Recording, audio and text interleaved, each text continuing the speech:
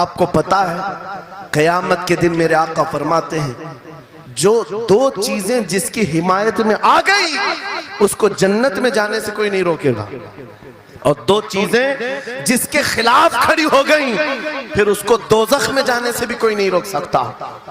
حضور سے پوچھا گیا وہ دو چیزیں کیا ہیں؟ حضور فرماتے ہیں جس کی حمایت میں رمضان اور قرآن کھڑے ہو گئے اس کا جنت میں جانا طے ہو جاتا ہے، اور جس کے خلاف کھڑے ہو گئے رمضان اور قرآن، حضور فرماتے ہیں پھر اس کا دوزخ میں جانا طے ہو جاتا ہے۔ اللہ اکبر۔ اللہ کے رسول دانائے غیوب کائنات کے سردار میرے آقا دعا کرتے ہیں اللہم اجعل القرآن حجتا لنا لا حجتا علینا، یہ میرے نبی کی دعا ہے۔ آپ توجہ کریں، حضور جب یہ دعا کر رہے ہیں اے اللہ قرآن کو قیامت کے دن میرا حمایتی بنا، میرے خلاف نہ بنا۔ کیا بات، واہ۔ صاحب قرآن خود کہہ رہے ہیں قیامت کے دن اس کو ہمارے خلاف نہ کھڑا کر، قرآن کو ہمارا حمایتی بنا۔ اے لوگوں ہم کون سی زندگی گزار رہے آج؟ بہت دور ہم آ چکے، بہت دور ہم آ چکے۔ آج قرآن کی تعلیم کو بھی اتنا سستا سمجھا جاتا ہے، اتنا سستا کہ آپ کے پاس اگر بچے کے پاس ٹائم ہوا تو مدرسہ بھیجو، نہیں تو چھوڑو جائے۔ مدرسوں میں آنے والے وہ بچے جن کی ناک بہ رہی ہو، کپڑے ڈھنگ کے نہ ہو، قاری صاحب اور حافظ صاحب خود ہی اس کو صاف بھی کریں، خود ہی پڑھا کر کے بھی بھیجیں۔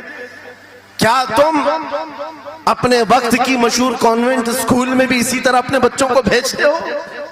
وہاں پر غیر حاضری سے کتنا ڈرتے ہو، اپنی چھٹیاں ترک کر دیتے ہو، رشتہ داروں سے ملنا بند کر دیتے ہو، نہیں بچے کی اسکول چھوٹ سکتی ہے۔ لیکن قرآن کے ساتھ کیسا دوہرا سلوک ہے، قرآن کے ساتھ کیسا معیار ہے۔ آپ کو میں بتاتا ہوں امام ہمارے سراج الامہ امام اعظم ابو حنیفہ رضی اللہ تعالیٰ عنہ اپنے بیٹے کو جس قاری قرآن کے پاس پڑھنے کے لیے بھیجا کرتے تھے، قاری صاحب نے امام اعظم کے بچے کو پورا قرآن پڑھا دیا۔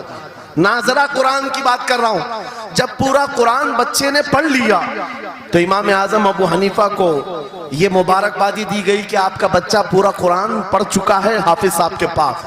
تو امام اعظم بڑے تاجر تھے اپنے زمانے کے، انہوں نے کیا کیا، اس قاری صاحب کو 4 لاکھ درہم نذرانے میں بھیجا۔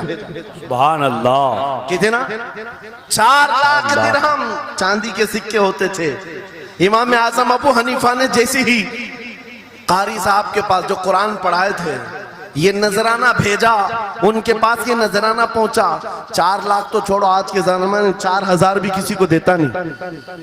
حافظ قرآن اگر کسی بچے کو پڑھایا ہے، اور میں مانگ بھی نہیں رہا ہوں قوم سے، امام اعظم کی بات بتا رہا ہوں، جب نذرانہ قاری صاحب کو پہنچا انہوں نے دیکھا 4 لاکھ درہم میرے پاس آئے، اتنی بڑی رقم، بچے کو خالی قرآن ہی پڑھایا تھا۔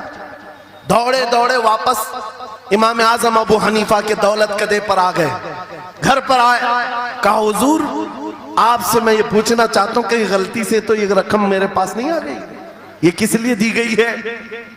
کہا کہ یہ تو آپ نے قرآن بچے کو پڑھایا، میں نے ہدیتاً بھیجا ہے۔ کہا حضور صرف ناظرہ قرآن ہی تو پڑھایا، اتنی بڑی رقم؟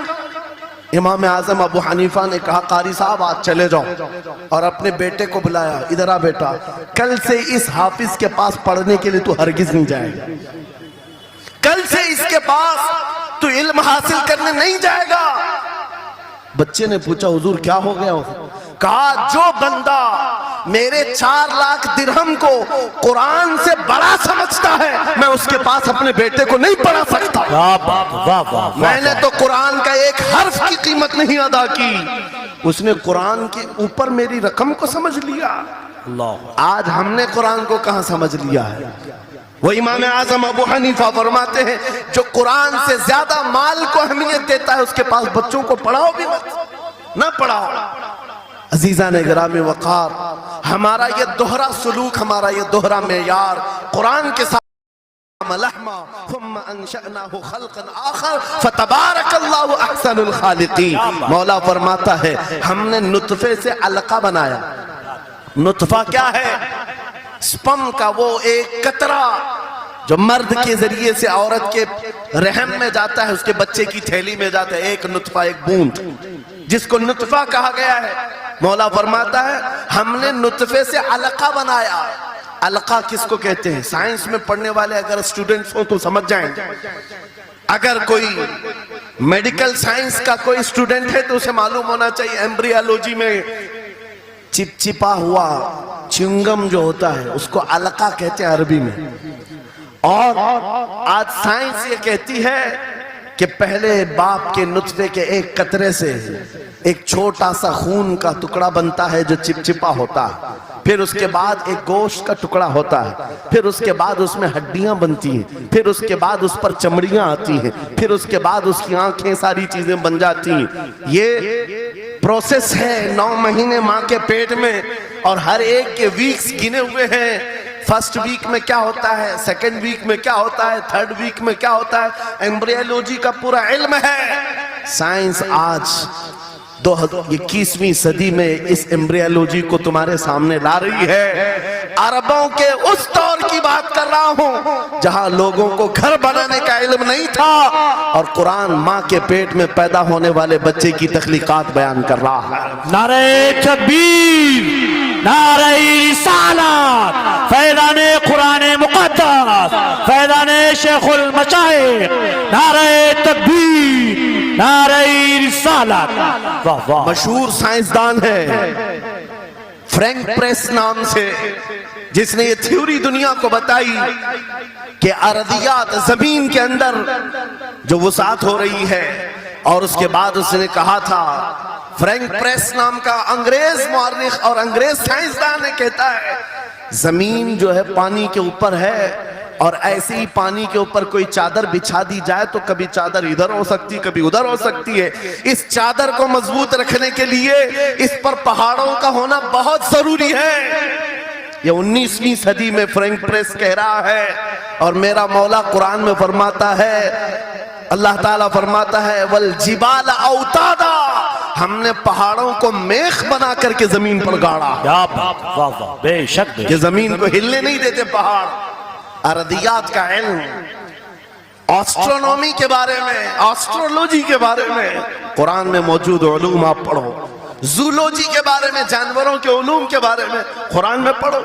रब ताला परिंदों के उन अशकाल के बारे में बयान फरमा रहा है, ये झुंड के झुंड जाते हैं, जमात की जमात होती हैं। चूंटियों के बारे में पूरी सूरह मौजूद है, इनके खाना तकसीम करने का तरीका क्या है, इनके एक दूसरे को पुकारने का तरीका क्या है, इनमें जब एक चूंटी मर जाती है तो उसको दफनाने का तरीका क्या है।